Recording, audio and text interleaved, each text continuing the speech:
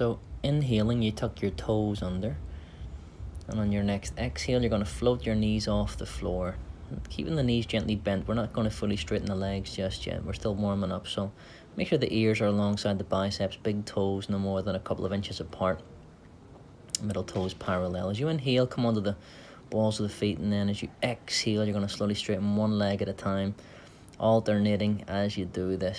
So when you bend your right leg, you come onto the very tip of the right big toe.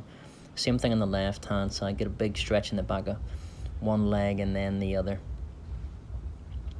And remember, if you need to take a rest at any point, you can bring yourself down to the floor and do the extended child's pose, that your head on the floor. And as you inhale, bend both those knees. Now lift those sitting bones up towards the sky, straightening your lower back out. As you exhale, slowly straighten both the legs at the same time. The heels get a millimeter closer to the floor, if not actually touching the floor.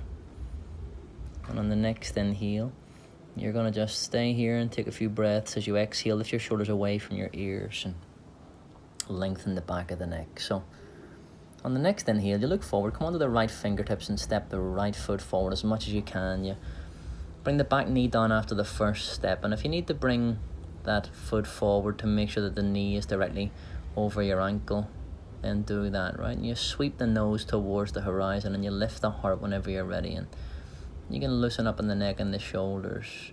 Give it a little shift of the shoulders, little nod of the head gently if you like, and you can look side to side as well. Being nice to that spine. The neck is part of the spine. And on your next exhale, keep the knees gently bent as you kick forward into your modified forward fold. So big toes no more than a couple of inches apart, middle toes parallel, knees gently bent.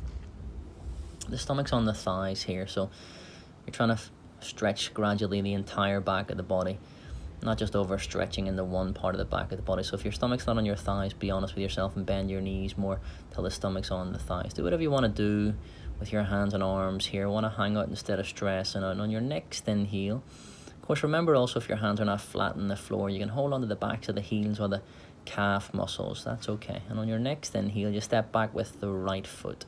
It's a big step back. You don't slam the toes down. You don't slam the knees down. You set it down gently.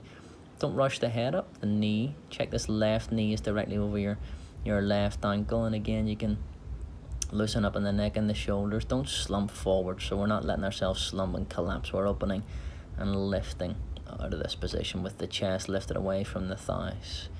Feel the stretch in the front of that right hip flexor here. Strengthen that front knee. And as you exhale forward into the modified forward fold, knees gently bend, stomach to thighs.